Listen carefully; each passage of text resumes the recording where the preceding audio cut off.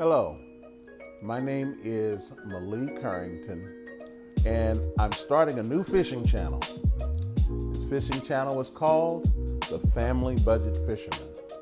Now you might ask, why in the world, given all of the fishing channels, are you going to start yet another fishing channel? Well, what I'm hoping to do is to fill in a niche that I see is kind of overlooked by a lot of the other fishing channels, and to give you a less typical approach to fishing, coming from a person who has done it, for over 40 years. And so I want to bring a lot of fresh perspective to all of the new concepts and technologies that exist at this point just the same. One of the things that I've noticed, and you may have noticed this as well, is that fishing is now a spectator sport, and it has been for some time now.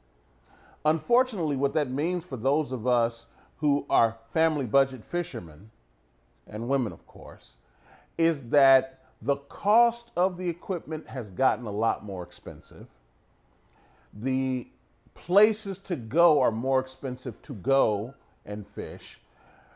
Matter of fact, when I was in my youth, in my young days, it was very easy for me to go within 2 or 3, even 5 miles and find a good fishing hole. Now that same opportunity is anywhere from 15 to 25 miles. And then in most cases, it's even longer than that. One of my favorite lakes to fish is over an hour away from where I now live. So what we are hoping to deal with is the challenges of being fishermen in this now settled environment of spectator sport fishing. Those of us who want to remain fishermen, and fishing for us is a hobby, a passion, and a personal interest. So we're going to talk about those, and we want to emphasize that aspect of fishing just the same.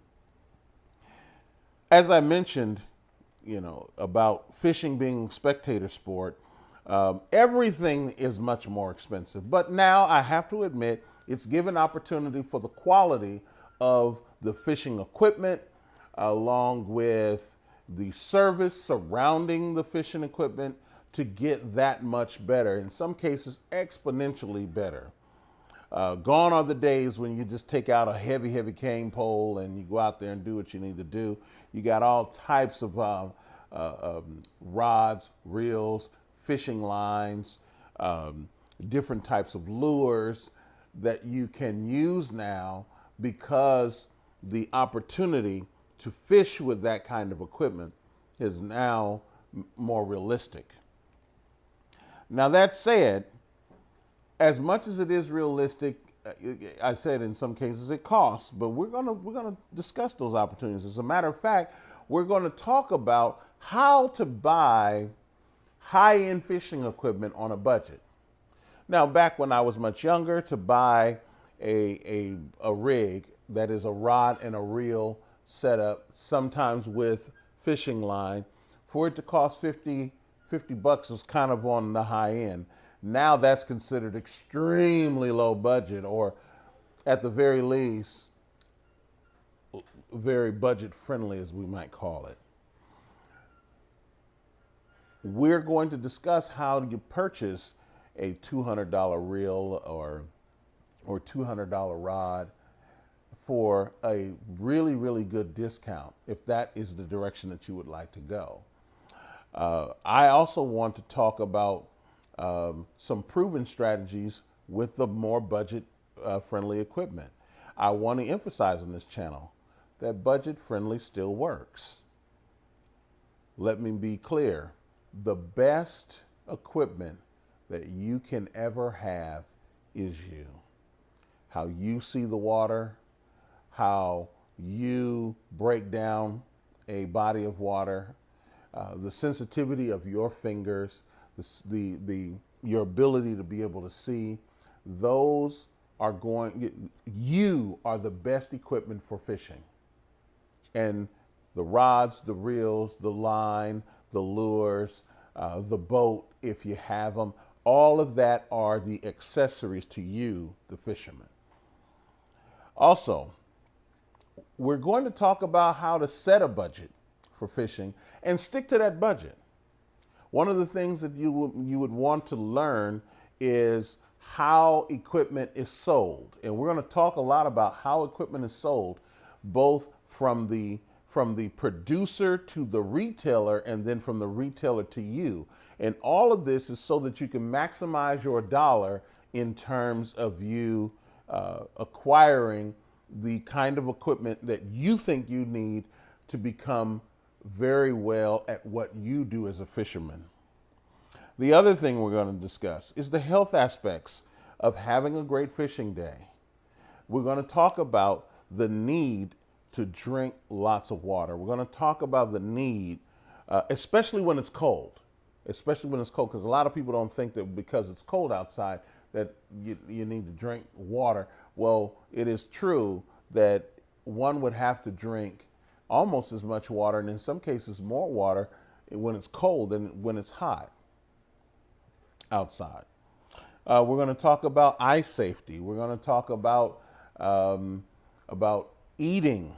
You know, a lot of us fishermen don't eat that much, and I understand you might look at me and go, well, you won't have that problem. Well, believe it or not, I still have that problem. And just so that you know, you may see a smaller me as these videos continue on. We're going to talk about storage, tackle storage. One of the challenges that I had when looking at all the other fishing channels is what their concept of tackle storage was. Every person wanted to tell you how, well, I shouldn't say every person, but there were way too many videos in my estimation when I thought of tackle storage.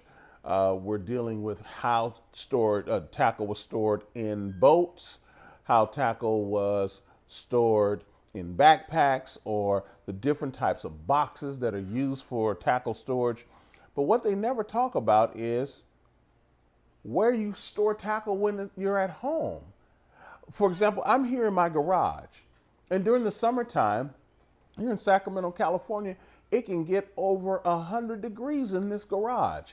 Well, how do I maintain the integrity of my tackle in that kind of hot environment? Do some people store tackle in their house, in their rooms, and so forth? Yes. So we're going to deal with that. And for those who store tackle in their garage, like me, I'm going to share with you some tips and techniques on how to maintain the integrity of your tackle year over year, even in a hot environment, because I had to learn it tidbit by tidbit because I didn't see it. Also, we're going to learn from the tournament fishermen. The tournament fishermen have a lot to offer, but we're going to learn from the tournament fishermen on how to be a really good fisherman, while at the same time being very respectful of the water and the importance of fishing as a sport. Also, as a segue, we're going to deal with the issue of catch and release versus selective harvest. In most states, I think almost in every state, there are the two programs, catch and release and selective harvest. And just so that you understand, for example, we all know in the business about catch and release. Well, selective harvest works a little bit differently, but it deserves an equal amount of respect. The concept of some fish must be harvested, and that includes bass. And just as a passive reference, I am a fish eater. I eat fish. I eat bass. I eat crappie. I eat catfish. I eat striped bass. I eat bluegill. And so we will deal with that particular issue because it's very important to understand that, especially because we have such a proliferation of tournaments, if a fish is caught 2 or 3 times, that fish may not survive to that big size or be that big size for very long meaning that it could lose weight because of the health concerns that happen when the fish is constantly caught and released. So we're going to deal with those kinds of issues.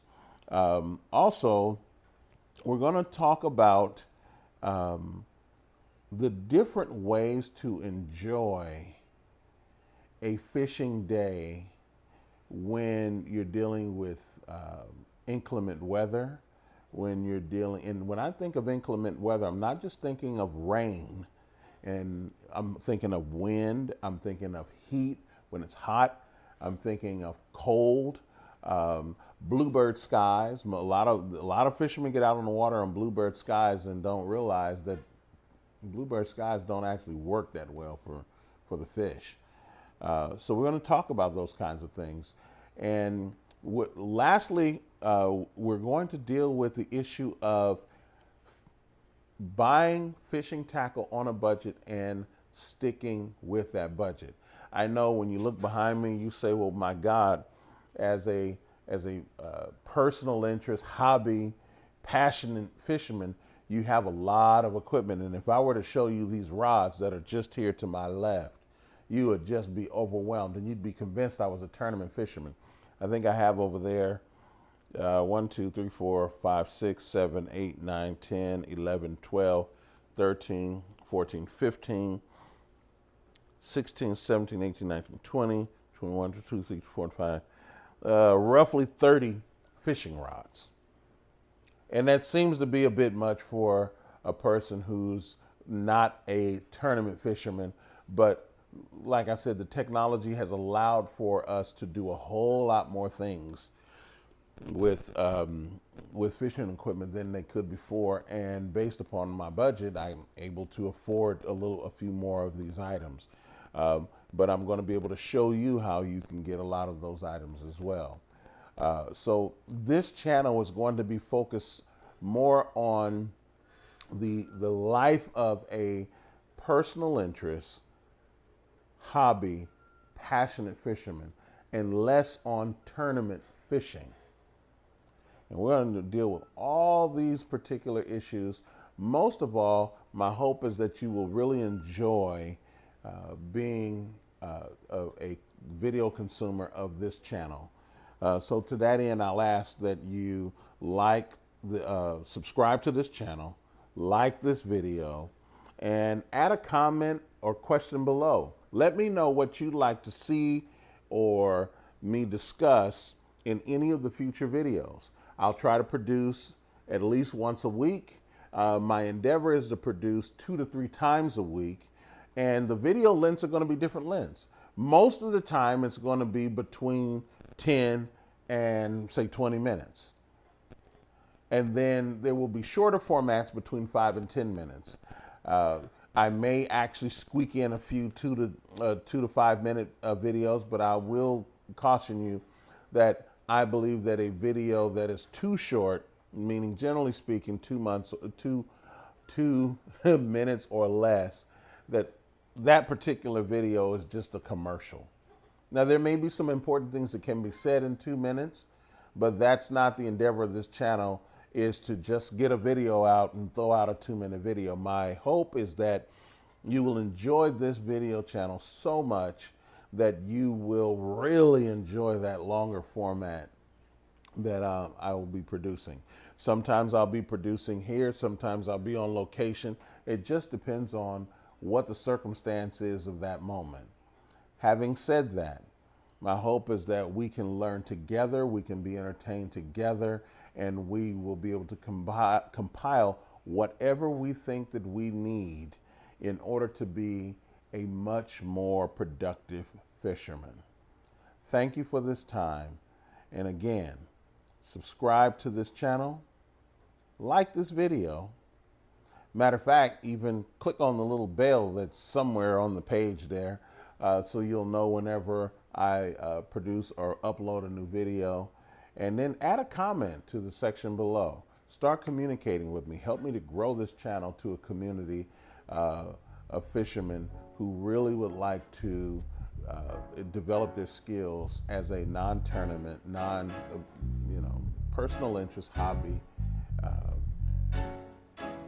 and passionate fisherman. Thank you for your time. See you next time.